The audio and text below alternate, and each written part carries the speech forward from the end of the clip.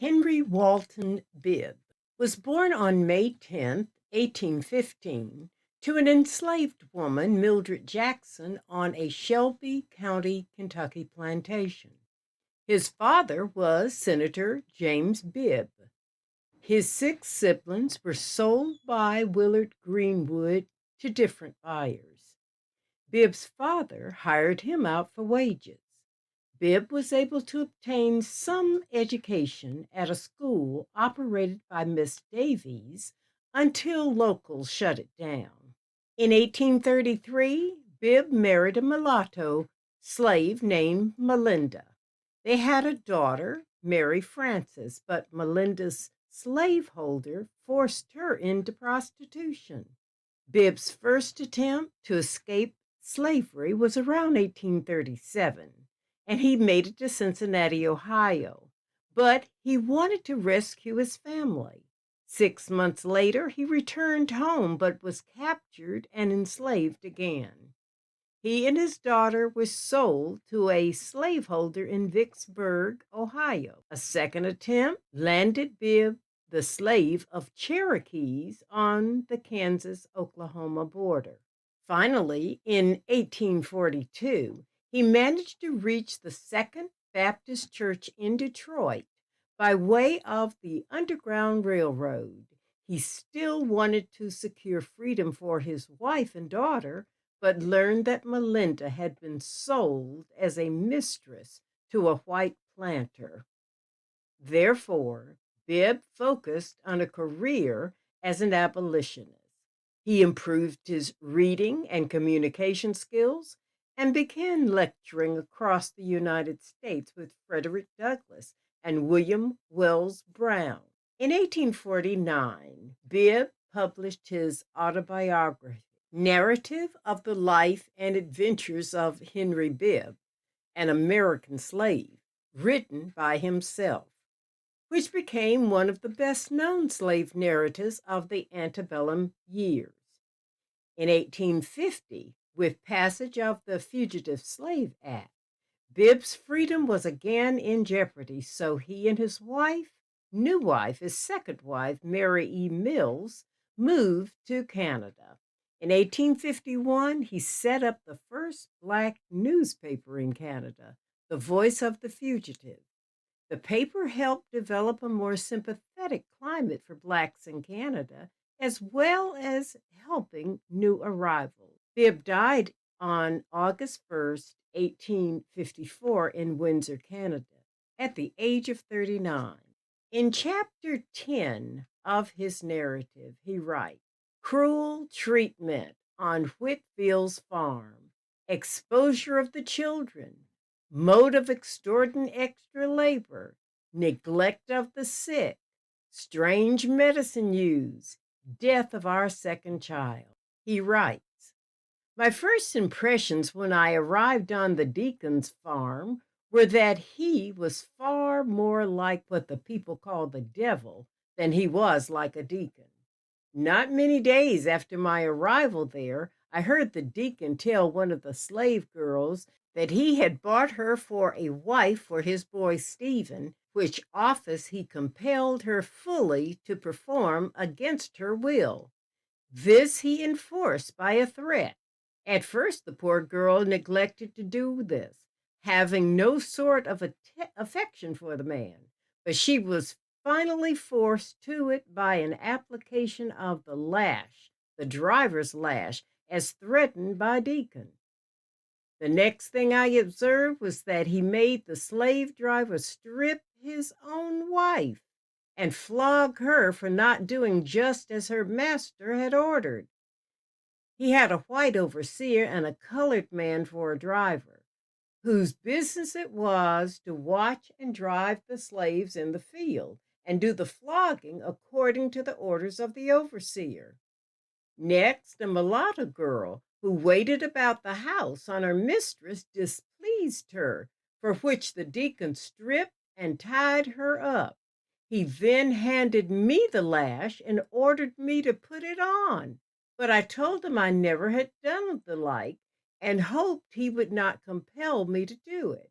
He then informed me that I was to be his overseer and that he bought me for that purpose.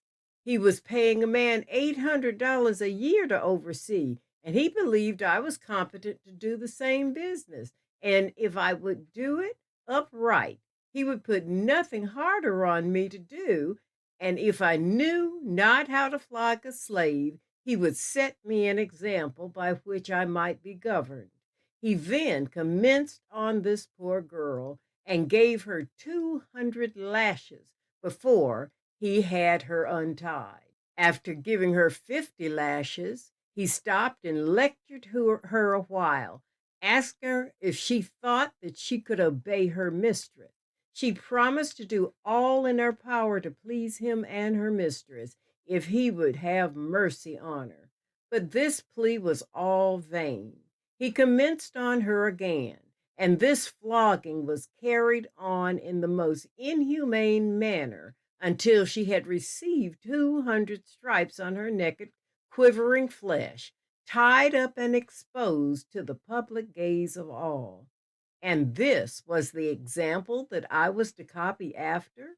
He then compelled me to wash her back off with strong salt brine before she was untied, which was so revolting to my feelings that I could not refrain from shedding tears. For some cause, he never called on me again to flog a slave. I presume he saw that I was not savage enough. The above were about the first items of the deacon's conduct which struck me with peculiar disgust.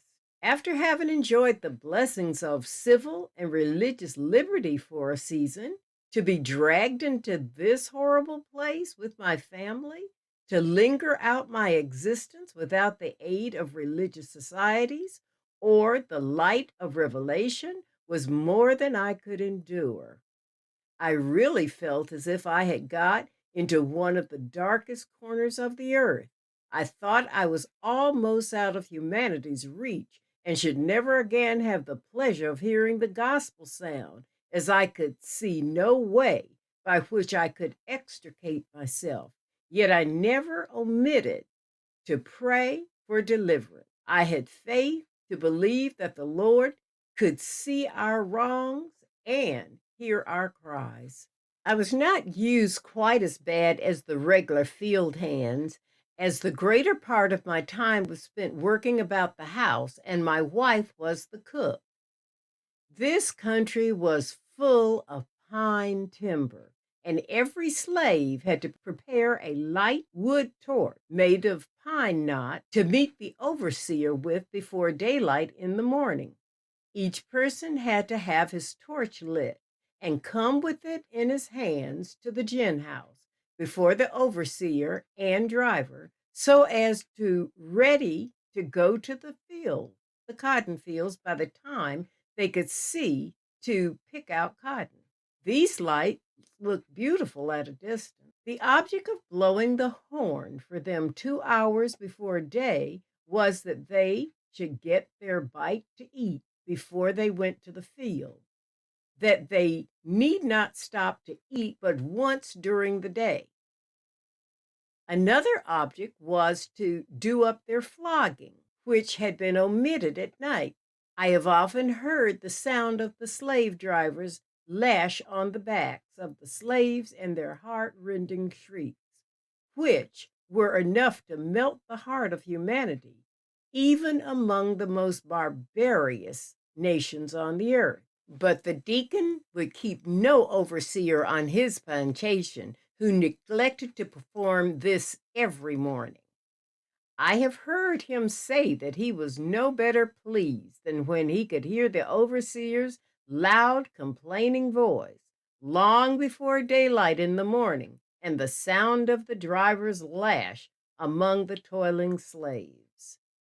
This was a very warm climate, abounding with mosquitoes, gallinippers, and other insects, which were exceedingly annoying to the poor slaves by night and day, at their quarters and in the field, but more especially to their helpless little children, which had to be carried with them to the cotton fields, where they had to set on the damp ground alone from morning till night, exposed to the scorching rays of the sun, liable to be bitten by poisonous snakes, rattlesnakes, which are plenty in that section of the country, or to be devoured by large alligators, which are often seen creeping through the cotton fields, going from swamp to swamp, seeking their prey. The cotton planters generally never allow a slave mother time to go to the house or quarter during the day to nurse her child. Hence, they have to carry them to the cotton fields and tie them in the shade of a tree or in clusters of high weeds about the fields, where they can go to them at noon when they are allowed to stop work for a half an hour. This is the reason why so very few slave children are raised on these cotton plantations.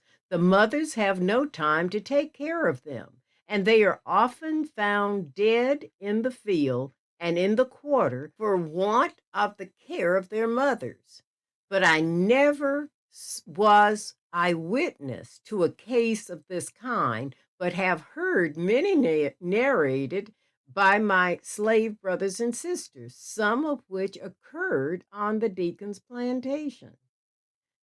Their plan of getting large quantities of cotton picked is not only to extort it from them by the lash, but hold out an inducement and deceive them by giving small prizes. For example, the overseer will offer something worth $1 or $2 to any slave who would pick out the most cotton in one day, dividing the hands off in 3 classes and offering a prize to the one who would pick out the most cotton in each of the classes. By this means, they are all interested in trying to get the prize. After making them try it over several times and weighing what cotton they picked every night, the overseer can tell just how much every hand can pick. He then gives the present to those that pick the most cotton, and then, if they do not pick just as much afterward, they are flogged. I have known the slaves to be so much fatigued from labor that they could scarcely get to their lodging places from the field at night. And then they would have to prepare something to eat before they could lay down to rest. Their corn they had to grind on a hand mill for breadstuff or pound it in a mortar, and by the time they could get their suppers, it would be midnight. Then they could herd down all together and take but 2 or 3 hours rest before the overseer's horn called them up again to prepare for the field. At the time of sickness among slaves, they had but very little attention. The master was to be the judge of their sickness, but never had studied the medical profession. He always pronounced a slave who said he was sick a liar and a hypocrite, said there was nothing the matter, and he only wanted to keep from work. His remedy was most generally strong red pepper tea, boiled till it was red. He would make them drink a pint cup full of it at one dose. If he should not get better very soon after it, the dose was repeated. If that should not accomplish the object for which it was given or have the desired effect, a pot or kettle was then put over the fire with a large quantity of chimney soot, which was boiled down until it was as strong as the juice of tobacco, and the poor sick slave was compelled to drink a quart of it. This would operate on the system like salts or castor oil. But if the slave should not be very ill, he would rather work as long as he could stand up than to take this dreadful medicine. If it should be a very valuable slave, sometimes a physician was sent for and something done to save him.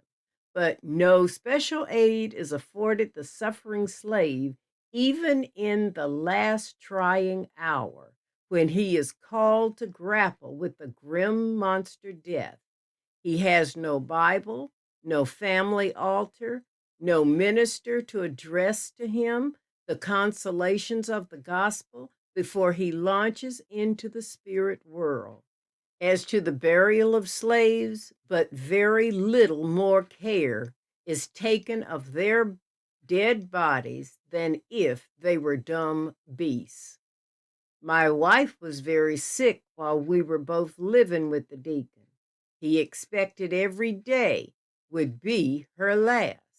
While she was sick, we lost our second child, and I was compelled to dig my own child's grave and bury it myself without even a box to put it in.